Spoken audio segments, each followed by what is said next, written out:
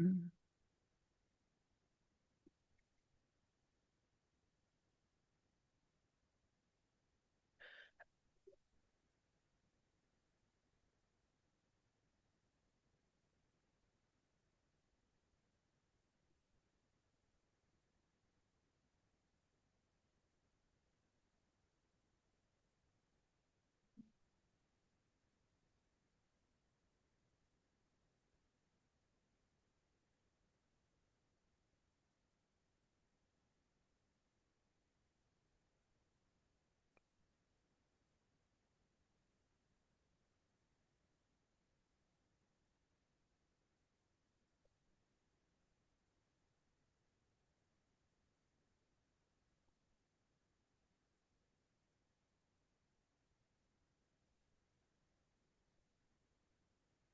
Ah, Roland, Servus.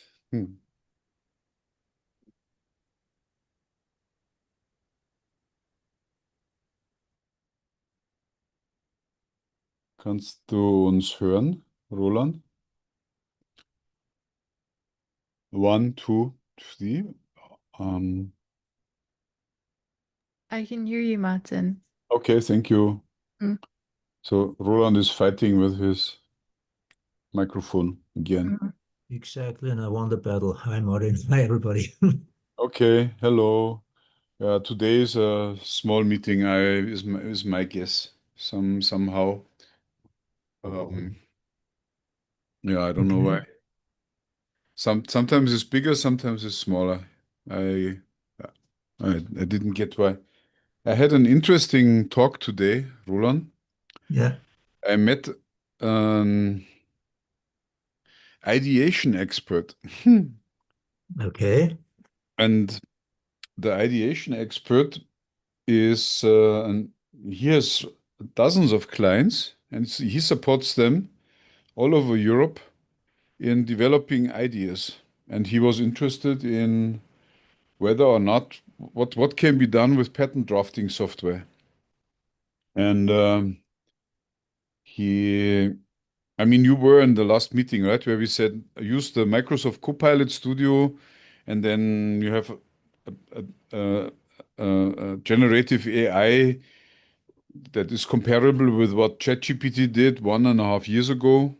And yeah, if you use our plugin, then you can analyze figures and you can do a lot of other stuff, and this is growing and growing. And he has seen that, and he wanted to know um, whether we could help him. And the truth is, no, not really, because the um, ideation requires tools for enhancing creativity, while what we do is we harvest the results of the ideation.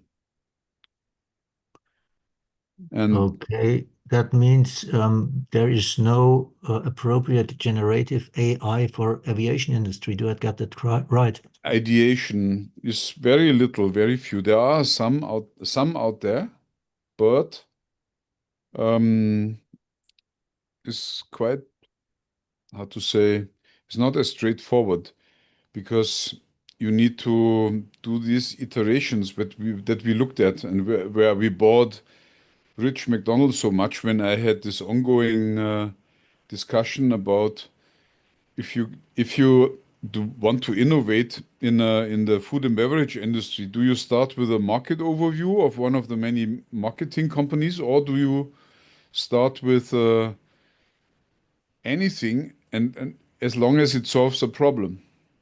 And if then you produce something that solves the problem, then you go to see what the market says about that. And then you would ask, does this solve your problem? And then they would say, no, it doesn't solve my problem. And said, okay, but then what is your problem? Mhm. Why does it not solve? And the typical ideation people, they work different. They work more from top down.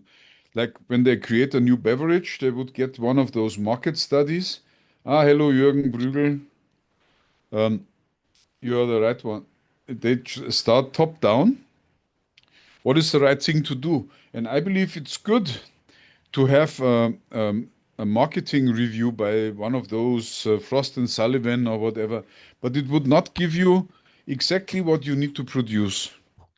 And I have today discussed for 1 hour with one of those people who work for companies in that early area where we talk about the fuzzy front end. It's not clear what does the market want? What is the problem they have to solve? We just know that there is some demand there because people go into that because of momentum, that what has been built up or whatever, right? But they never really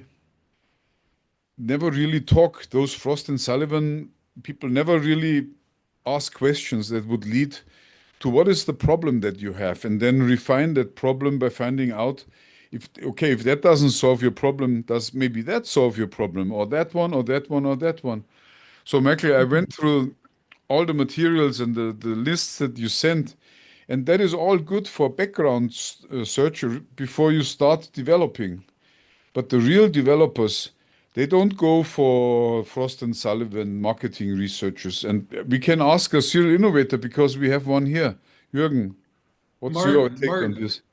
Martin, I just joined, so I only heard half of your comment. So over the years, I couldn't agree more. So, Technomic built a consulting firm on what's called primary market research. The published syndicated projects by Frost and Sullivan, especially on the consumer side, very often have focus groups, hundreds of interviews with voice of the customer, and they often ideate on new product development and new ideas, including PepsiCo, including Coca-Cola. So, the report that you buy from Frost and Sullivan is often loaded with executive summaries that give the result of their primary market research. They just don't read the Wall Street Journal and write a big multi-client study. So the segmentation that I'm familiar with the Frost and Sullivan for the motor industry, I know for industrial, Fredonia, the other ones I sent you, they're outstanding.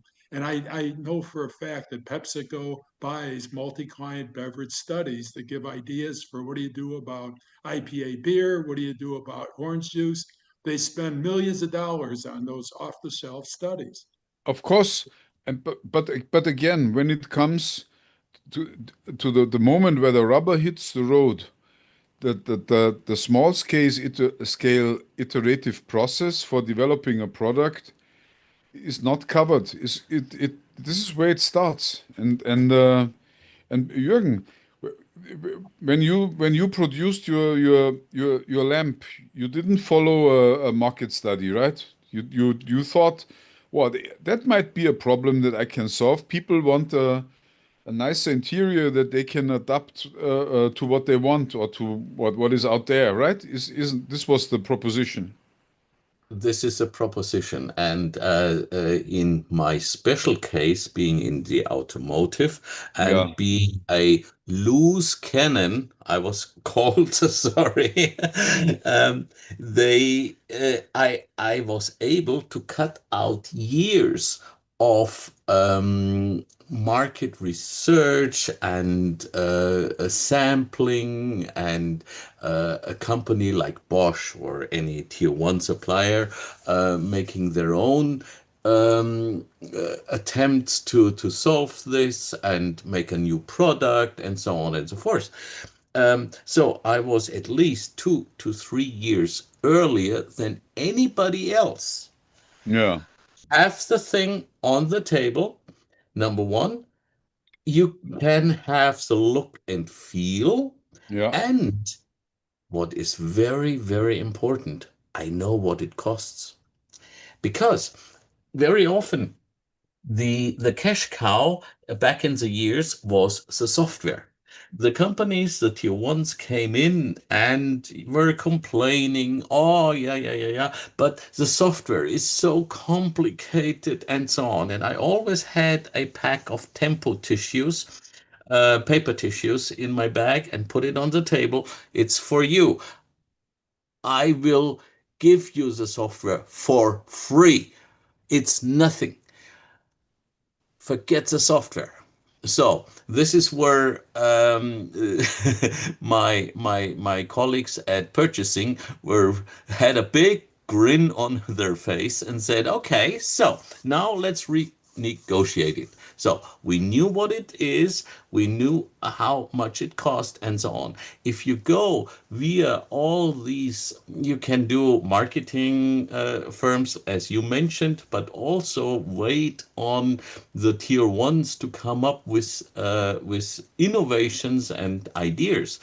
The problem with the innovations and ideas from a other source is that they are prostitutes. Sorry about this term, but they sell themselves to anybody.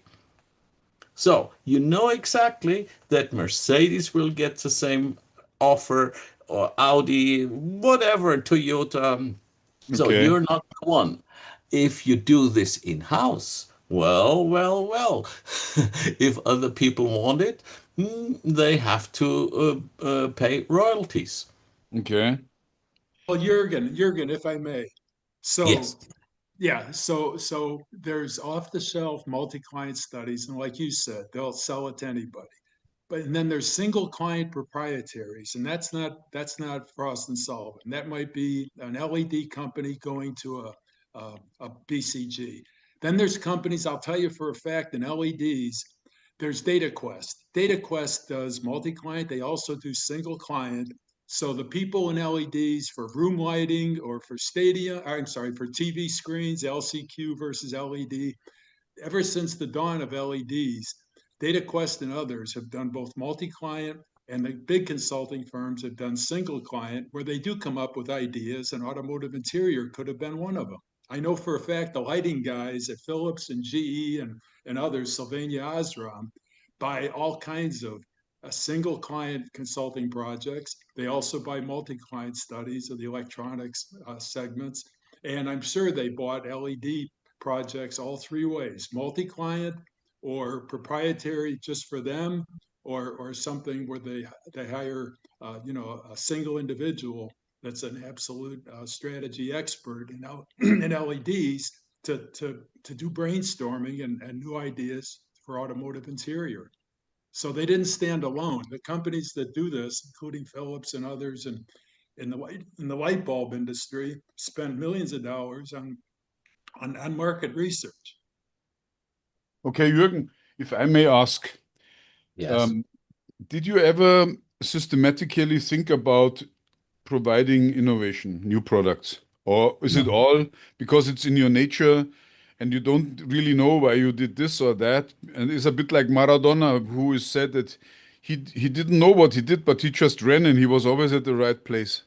So he, It's a really interesting subject, because yesterday I had an inspiration again. So I'm an inspirational guy. I'm floating, and I'm absorbing inspiration. So I read an article from an American University of Texas, and they were talking about killing 98% of cancer cells just with UV lights.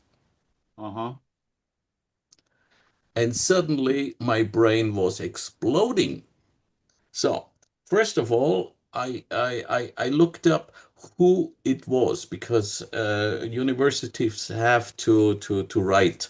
And on the university site, I found the people who are doing this. Then I read further what kind of UV light they need. Okay. And then they said, okay, you can do this on skin cancer, but also on breast cancer. And suddenly breasts. Oh, sorry, it came in my mind. They come in larger sizes as a normal skin cancer, and so you need a matrix. You need a matrix, but you need to focus on a certain area. And this is exactly where my old patent, what I was telling you about, Mhm. hits in perfectly, because it you can do matrices, and for the medical industry, you have also diagnostics. Diagnostics, does the thing work? How much temperature is there, and so on and so forth. This is very important for qualification. So I started and I wrote down this idea, and we have the old team back together, and we're trying to introduce this in medical. So now you're Aha. the retirees and you change industry. So what? No, I'm just Hey, I'm if you now you won't have breast cancer. Nah, not If you very take likely, the but same solution and you apply it to space instead of on Earth, it's an innovation. It's a different for patent me it's law. an innovation. I have never thought about medical. I was thinking about trains. I was thinking about cruise ships. I was thinking about airplanes. So it made it in airplanes, it made it in trains, but I never got into cruise ships because they're so cheapy guys. Anyway, medical was never, why would they do this? But suddenly this the work of these great people who were treating cancer inspired me. Hey, how if we apply this there and there? This helps everybody. So in other words, you did no, probably not a transfer innovation, because that is Bruce, that is Rich's favorite for his for absorbing one innovation into all aspects of a company.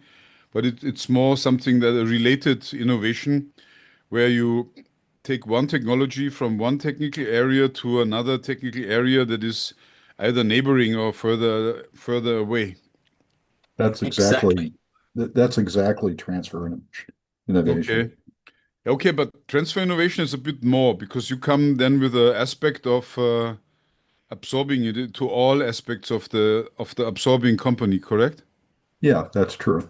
Yeah. So it is a little bit more than what is Yeah, but what Jorgen is describing is transfer innovation. okay. Can you explain us more, please, so that we better understand? Me or Jorgen? You, because you invented transfer innovation.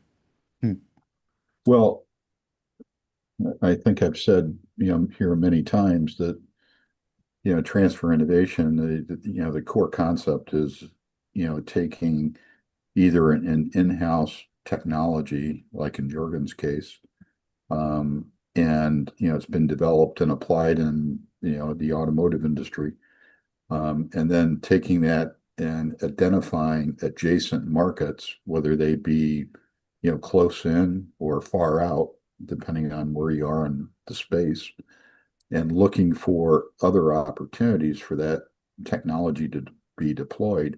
And typically what you would do is take that and move it from automotive, in BMW's case, maybe over to the motorcycle group, right? Or move it over to, some, aircraft engines, or, small performing, high performance engines or something Yes. within BMW. In an industrial case, typically it's, taking it from the hydraulic and pneumatic automation space and applying that into, instrumentation for fluid flow, and Yes. applying it into filtration, from a sensor, application. Yeah, so I mean, it can expand across, a wide variety of spaces, and be applied, just taking that kernel idea and application, and then, splitting that out across, the group structure, or, Yes. the division structure of a firm, right? Yeah. I believe you need to have special knowledge if you come from outside with an idea and you try to to implement that in a company that you don't even know from inside. I believe you need this bridge, right? That would be able to absorb transfer innovation style. Yeah, you know, going along with that idea, you know, that absorptive, you know, capacity is, you know, an important concept to recognize that, Yes. you know, basically, you know, taking it to certain medical industries that have that capacity in-house to be able to absorb and use that idea properly. So that's one of the gating issues that Jürgen's going to have is identifying those companies that have that internal knowledge or those practitioners, you know, that you're going to target, you know, to introduce the idea to, because they would immediately recognize the opportunity to apply it. Yeah. Versus having to try to sell it to them, right? And that's a big deal because if you have to sit there and educate them, that's going to take time and money. Yes. Well, Jürgen, I'll make a comment here, Jürgen. So the giants in CAT scanning, X-ray, and MRI, GE and Siemens, they also have nuclear medicine to treat cancer. And they were very concerned, of course, with CT scans if they'll end up giving people cancer. So nuclear medicine is a targeted beam aimed right at the cancer. And now they're doing it in 3 dimensions, 5 dimensions to really target the tumor in the prostate or the breast or what have you. So, and then in UV, I got involved with Purdue University on UV light on airplanes and the ductwork. Honeywell had a UV cart that they'd drag up and down the aisle to try and kill the UV when the plane was parked at night. So your UV thing, there's UVA and B, and UV is known to treat all sorts of skin eczema and psoriasis. But I think in the world of UV, the giants, anyone involved with electromagnetic radiation since the dawn of X-rays, and then a CAT scan and MRI, of course, is very different. But those giant companies like GE and Siemens and Philips, you know, they would love to talk with you about your ideas. And I don't know the University of Texas per se, but I have done consulting work for GE and medical for MRI, CAT scan, and nuclear medicine is how they try to attack the tumors today. So those are the big guys. And this is where I made the step beyond. There is a company called Varian, Varian. That's a daughter company of Siemens Healthineers, and they're in Palo Alto. Palo Alto. That was my home for quite a while. This is where I got infected with these innovations. And I hope that they are more open to innovations, to try out things in the American way. That means, has anybody done this before? No, let's do it. You ask this question in Germany, has anybody done this before? You say no. Oh, whoa, whoa, whoa, whoa, whoa, whoa. There might be risks. So, yes, I like to get in touch with these guys. I like to get in touch with guys from the university who have developed this idea, and I like to start brainstorming whether we can make a great product. What helps me, your wife, your mother. Wow. I do have a guy that's working in AI identification of skin cancers that I'll offer up because he'll have a different data set as well, Wow. or a pointed data set. Wow. So, and this is exactly where we are in right now. So you have a camera that looks at it and identifies it and eliminates it. Is this Well, crazy? Jürgen, that's what they do with nuclear medicine, okay? And you know, so they look at it, they scan it 3D, and they target the shape of the tumor in 3 dimensions, and they target the neutron beam or the proton or whatever it is in nuclear medicine. So you should talk to GE Healthcare because they're one of the leaders, and so is Siemens, and MRI, CAT scan, nuclear, and I'm sure they've looked at UV. I'm sure they have.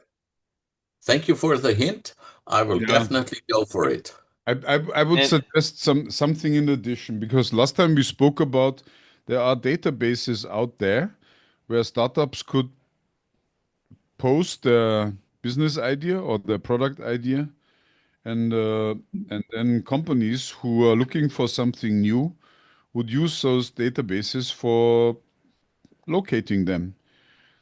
That, but still, it's not common. Neither Roland nor I would know immediately where to send such people. Where can they sign up?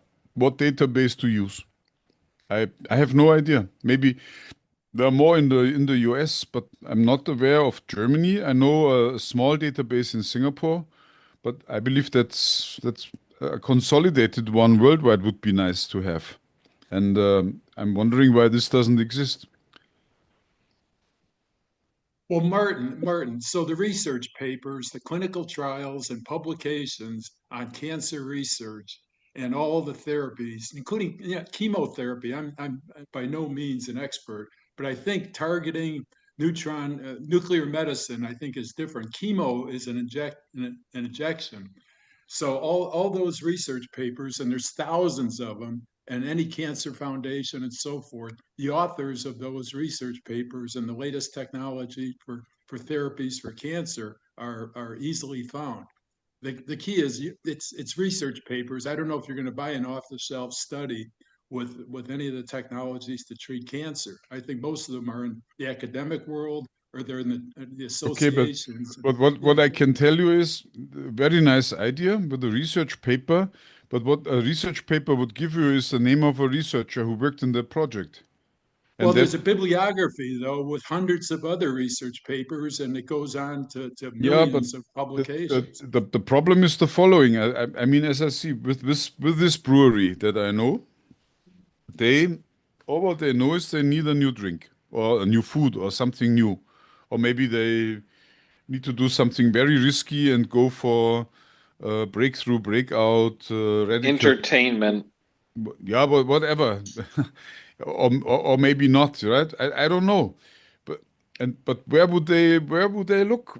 They can develop their own product, and then we are back to Michael. Okay, but how about non-alcoholic drinks? And then Frost and Sullivan would say, yeah, that's a very good area, and then also whatever probiotic would be good, and this and this and this, and then they would, at one point in time, put the project together and start to develop. And the question that I have is, could they also go around and look for startups that are in that area, so that they can? I told you about that last meeting, Martin. Yes, I know, but I tried to locate some, and I couldn't find any. Well, Martin, that's why- here, the that's brewery. That's why they need to pay us. Well, here, hold on, Rich. No, Martin, the brewery- wait. Let Rich was the first, number one, and was a direct reply to the question. So last week, yes, I know, I followed up, and then you said that's why they need, and then I couldn't understand the word after that. That's why they need to pay us. Yes, of course. Okay, and then That's our knowledge. I mean, that's what we bring to the table. I mean, I'm not going to sit here and give them the whole cookbook of course not. like I did with another guy that we know. Yeah. And we know where that went. We didn't get anything out of that. No, because when people want everything for free, they go nowhere because they're not serious. Yeah, exactly. So, it's I think you need to stop presenting solutions to them and start saying, we can solve that problem. Mm-hmm. Well, hey, Martin, Rich, to focus, the brewery example, Martin, is very different than Jurgen's cancer. They're very, very different. You're not going to find publications. So You're going to find people talking about non-alcoholic beverages, and a lot of it is ideation that a Frost and Sullivan does at the end of their multi-client. They also take the the executive presentations to shareholders from companies like beer companies, Coke and Pepsi. And like you said, Martin, and Frost and Sullivan, they'll have ideas for non-alcoholic protein water or whatever. But I think the cancer one is very different. You're not going to find thousands of PhDs writing about non-alcoholic beer. You're going to find thousands of PhDs writing about a possible cure for cancer. They're very different. So if I may, I think what Jürgen is saying that they have is a triangulation piece of software. Am I right, Jürgen? Correctly. To expand the application to things. I mean, there's also like architecture, what you could do, and so on and so forth. But it's So we are talking about the inspiration. It was just an inspiration I read in a magazine. Oh, somebody found something. Yeah, I get that. But before you do anything, what you need to do is you need to contact and talk to a number of different dosimetrists. That's the title of the person that you need to talk to first. And you need to present that idea to them, because a dosimetrist is the person that's operating the piece of GE or Varian and or Siemens planning tools. After the body scan is done, the tumor is identified. The dosimetrist then presents the plan, and they use a very sophisticated planning tool to zero in and design the amount of dosages and the dosage amounts and the beam concentration, how narrow that is on the tumor. They do all that planning. They're the person that would actually be benefiting from the brief description that you've given me, the idea, the technology that you have, right? So you need to get from them, would this be a benefit to them, and how much of a benefit would it be to them? Because their planning tools right now are extremely sophisticated. And there's another type of cancer that you should consider for this, and that is or radiation technology, excuse me. And that radiation technology is proton therapy.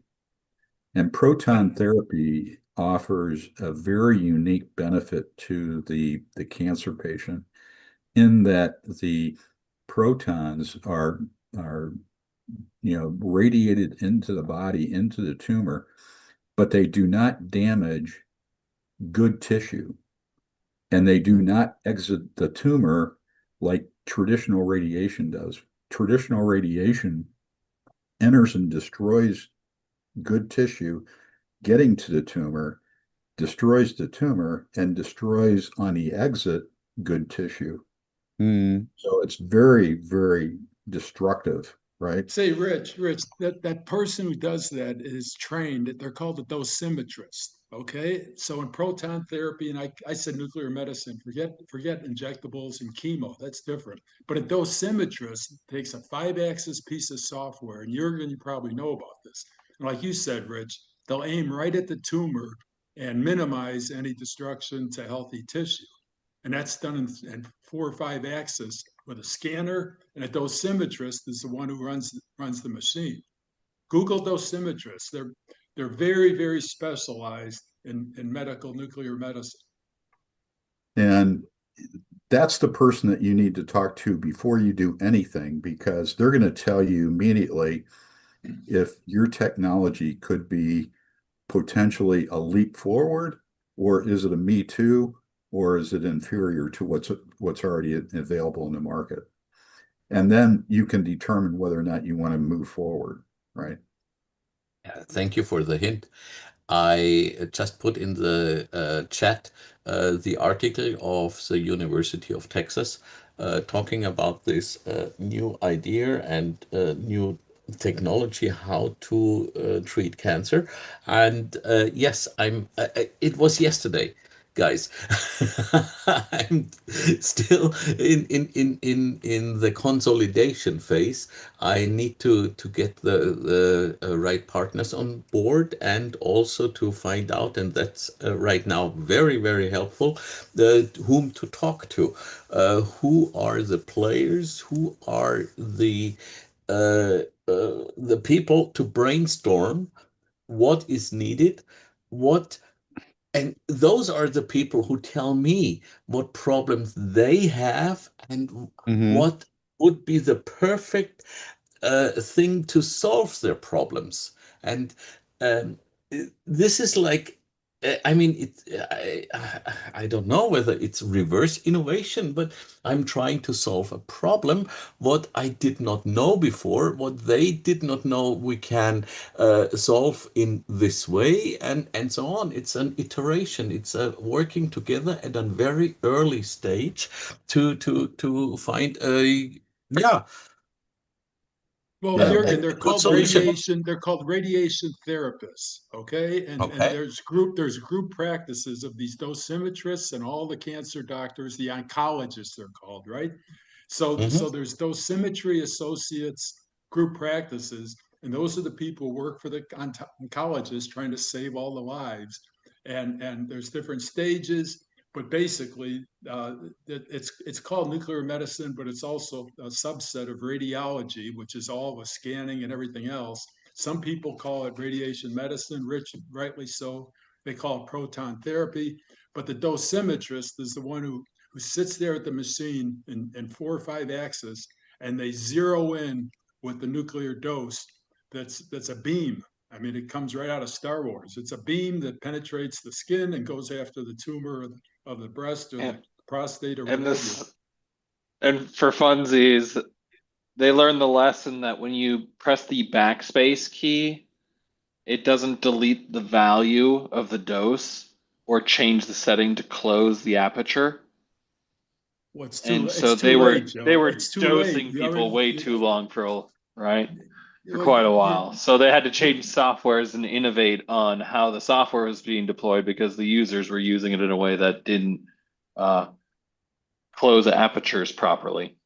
Well, you don't want to make mistakes, Joe. You don't want to harm any healthy tissue. So, like surgery and Hippocratic oath, when in doubt, do no harm. But these dosimetrists, again, what I've learned in a project for GE years ago is they aim in five dimensions to get it right.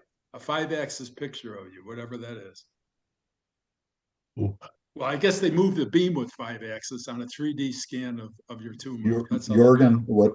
what I would recommend that you do is you would, basically find, 3 or 4 different dosimetrists and either interview those individually or as a group, like in a panel, and just have them, you're going to have to pay them, but you can probably get that done for $4,000 or $5,000, and that information is going to be unbelievably helpful. Thank you. And basically walk away from that with, basically a plan of action that would allow you to, then understand, the benefits of your, I'm going to call it your planning tool, because that's building on the planning tool that they already have. And whether or not that's going to, potentially be a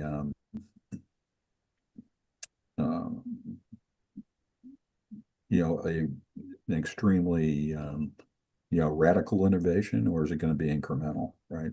But either way, there could be some huge payoffs, even if it's an incremental innovation. I mean, that could be magnificent, because it could be sharpening up some areas of planning that heretofore are not being looked at and considered. But I would start with those discovery interviews with some experts, and then determine the path forward. And Okay. this is the exciting part of it. I'm an electrician, I'm just sending signals to the lamps. in a certain way, and I can control them, and so on and so forth. And what you are talking about the radiologists and dosimetrists, it's a world I have never touched. Thank God. So this is for me the exciting new world where I can live up and get new ideas and new inspirations and new ideas how to make the things better. And this is exactly what I'm looking at. Jürgen, go on radiologyinfo.org/nuclear-medicine. So for each type of cancer, there's radiation therapy, nuclear medicine procedures for bone cancer, for kidney cancer, for prostate cancer, thyroid cancer is a biggie, and even renal kidney. They've got a group called scientography, which is the science of looking at your kidney, but also they work with nuclear medicine to treat kidney cancer. Same with thyroid. There's a special thyroid cancer treatment, nuclear medicine, that's on the website, radiologyinfo.org/nuclear medicine. And you'll read all about every type of cancer, including breast cancer and skin cancer. So Jürgen, the other thing is that the reason that you need to do those interviews first with those dosimetrists is, and you could probably get a nuclear medicine doctor that's involved and in those discussions as well. They have that balance, which I think would be a really good idea. And to do that first before you would even approach any of the equipment makers, because you really need to have a very, very tight story for them to understand when you walk in the door, right? Because if you go in and say, I don't have any idea how this would work, I don't have any idea on this, I don't have any idea on that, they're just gonna turn you away politely, right? Yes. Because Correct. they don't have time for that. Yeah. And they're just gonna say, Jürgen, thanks for stopping by, but bye. Okay. Jürgen, I also just put a link into the group about an article which might give you some helpful background on UV radiation and cancer therapy. Maybe it's helpful for you. Thank you. Okay. Yeah. And if I may also, I can contribute something, because I have also medical devices inventors. And the biggest problem and the killer for the project was very often the registration, the product registration, because there are what you do is now suddenly a medical device, and a medical device by the authorities is classified into, depends on the country, because it's a territorial thing, 3 to maybe 6 or 7 classes, and the classes are determined by the risk. And the class with the lowest risk would be, for example, a hospital bed. Right? That's class 1. And the highest risk are those Class 3. Yeah, whatever. And it depends very much on where you come in, where's the interface. So I give you an example. I have a client who develops a software for positioning electrodes when you do heart treatment with electricity. I simplify now a bit. They have just received a funding, quite a nice one, and they just need a co-funding now. And the whole story is interesting, because when they started, they thought that they integrate that into the machine that has the electrodes and all the devices that come for making that manipulation with the body at the heart. And they found out that they will never get into a position where they talk with the manufacturer. But then they switched to building an add-on that can be a supportive function for the doctor, in addition to what there is already. And suddenly, the classification of the medical device was very different, because it was no longer a high risk, but a medium risk. And then the registration is much easier and you don't need the clinical trials, for example. If you get into a class where you need clinical trials, then my personal feeling is that you can forget it already because you won't be able to finance that as a startup, or even if you have more than startup means. If you don't have millions left over for the registration for the clinical trial, then forget it. So it is also a strategic thought before you even start following, and now at the idea stage, to run an FTO, and the FTO finding out what could be the reason that I'm not allowed to market my device, and product registration is one. And after they switched to that, not being included in the measurement of the electrodes or that are supplied by other larger equipment manufacturers, it was still not easy because there were other FTO issues. For example, one of the inventors is from Russia, and so he's a Russian, and it just doesn't sound nice if you have a Russian in your team currently.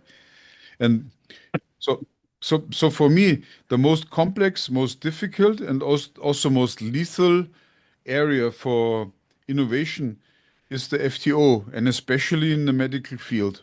And I believe you should become creative and think about how you combine what your device can do with the existing equipments out there already before you even approach people. And then another impact was, as they were now in the low or medium risk classification, they found an investor who believed in them, and of course they also had a patent application and things back and forth and back and forth.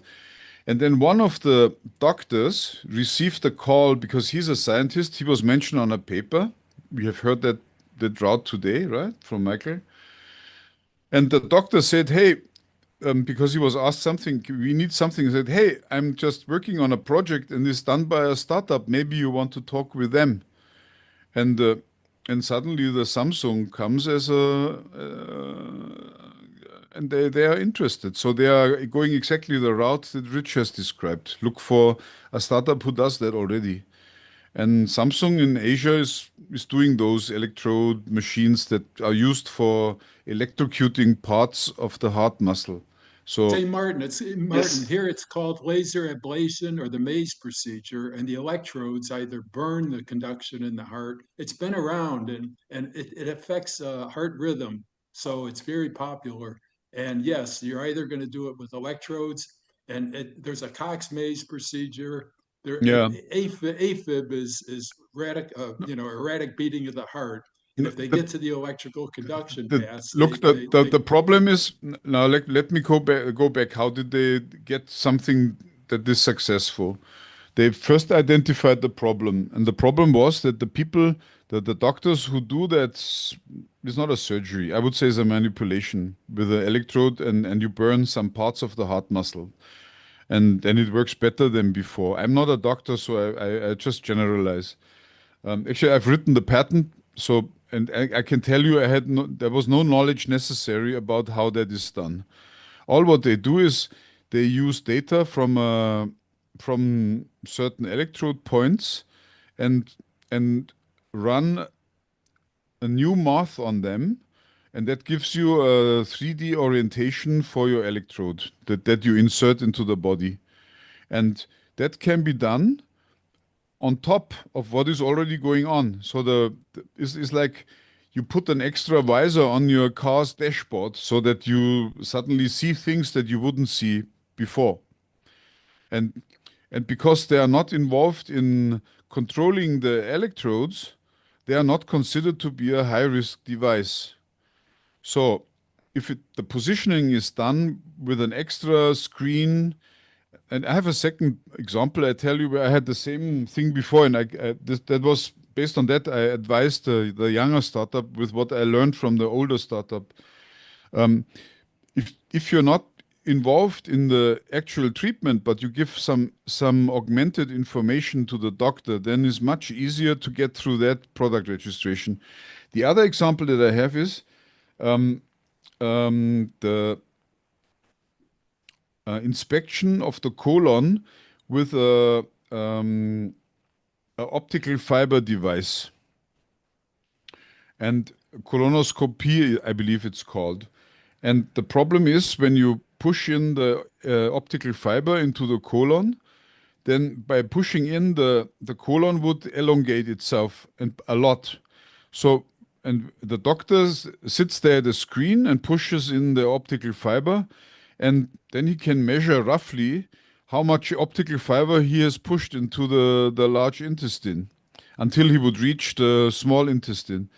And then on the way, he would take photos from all the tumors or all the polyps that he has seen. And on the way back, he tries to relocate the same alterations of the colon skin and cut them away or burn them away or whatever, right? And the problem is that the colon is not stable in length, but it will elongate when you go in, that when you pull out the optical fiber together with the manipulation tool, the place where you would think that that this polyp sits is no longer there. So what they did is they put the T piece into the optical line for the signal, recorded the video signal, and used AI and pattern recognition to tell the doctor where there's a pattern that is similar to what they have marked as relevant when they went in. And same for that. The only thing that was necessary was a beam splitter in the audio signal. And that I did the registration in Singapore, and there was a special class for such instruments, and they were considered as low risk. So same as a hospital bed. The doctor can still work with the equipment, but he gets a second signal on a second screen with some text bubbles highlighting something. Now you're very close to this tumor, now slowly, that you have marked before, slowly. So this device, again, was very easy to register. And that was the key to the success for everything, for those two. And when I heard what you said, I'm not sure whether you can use the same pattern to make it life easier for yourself, Jürgen. Mhm. They're all wonderful aspects. I'm right now with with our team tossing around the ideas of how to approach. There is one person involved who has a company that does medical devices and knows about the registration. And definitely, I would more go with an established medical equipment manufacturer. I'm not going to try it myself because the learning curve is incredible. If I can convince them that this is an idea to solve this problem, then we talk only about the technology, how to control the LEDs and how to do the evidence that everything is working fine. That's basically the story, what I'm after. And I mean, it's wonderful to hear all these experiences, what you had, and I will keep you updated. Let's put it that way. Jürgen here. Yeah. Jürgen, keep in mind here that the dosimetrist is basically a technician, a super technician. You want Yes. to talk with the oncologists are the ones who prescribe the therapy for the dying patient. The oncologist then works with the equipment manufacturer. But you want the leading cancer researchers that come under the classification of each of these 10 or 20 types of organ cancers. And there's special oncologists for thyroid, for breast, for bone, for skin. You want to go to those. Like Rich said, if you go into the equipment guys, they're going to want to know what makes you an oncologist. So you want to talk to the dosimetrist to get the names of the oncologists. If you call the oncologist directly, you're gonna try to talk to God because they're saving thousands of people a year. You want to talk to the dosimetrists and the associations of these medical radiologists, like I said, the website. radiology.org. So you got to do some homework, but don't go after the equipment guys without some names and without some oncologists who like your idea. They're not going to talk to you Definitely. until you bring Jorgen, something with credibility. Jorgen, also, I've been there through the medical device realm, and I invented a technology and brought it to, basically a licensing status. And it was a class 1 device. And so I've been down that road and understand those processes. And if I can help you, let me know, and I can give you some coaching on the dosimetrist and the oncologist discussions as well. I'd be happy to Thank do you that. so much for the offer. Sure. Okay, wow, it's quite powerful. So we have touched something. For me, it always goes back to the same thing. It's not only about inventing something and technically solving it, but also about selling. But before you are in a position to do so, you must not forget the freedom to operate at a very early stage. And according to my experience, the earlier you start with it, even in the ideation phase, as you are now right now, would prevent you from investing money into something that is a dead horse visibly from the beginning. But if you never look for the reasons, then you spend a lot of money before putting the emphasis on where it really might be successful. And the next thing is, if you have a patent for a certain method in the automotive area, it does not necessarily mean that the same invention is also protected if you use it in medical. And also, that's also an FTO issue, looking for patents in the medical area that are already there. And I believe a real minefield for that is the USA, because is a much bigger economy with one single language, and the medical devices industry there is much more developed than in Europe or in Asia. And so I believe entering the US market with such an invention, even for a smaller, even for a bigger company, is difficult, more than difficult. And On that note, I would make the invite to a monthly meetup where 200 people in the medical device community meet up monthly. I wouldn't do that Because yet. there's just in the Minneapolis St. Paul area monthly, third Thursday of the month, there's a medical device community that meets up. They rotate which brewery will allow them to host it for free. Chicago is also huge in medical device development as well. Yeah, I wouldn't do that yet, though. That's just my opinion. okay, back now to our brewery. Rich, it would really be helpful if you could give me a sell sheet for what you have in mind, and I would forward the sell sheet to the brewery. Something, Yeah. just Yeah. a one pager where you outline what your plan is. Said you heard from me that yeah, you want a new beverage, and this is what you could do and offer, and what is the price, and until when can you supply, and what input data you need. That would really help. Then I would put it there. And you don't need to reveal your cookbook. You just give a price and what is the deliverable and how much time you need for doing it. And Yeah, what okay. and don't make it complicated. Very simple. And but what I can tell you already, if it's a large amount upfront, then they would surely not do it because they're scared. Yeah. I understand. Yeah, but at least they should pay something as a signal that they're willing to spend money, because very often people want to invent, but they don't want to pay money for it. They think that the inventions come from alone, and that's not good. You shouldn't engage into such things. Yeah, I'll send you something early That would, next week. that would be cool. WhatsApp, please, if possible. Then, because I communicate with them over WhatsApp.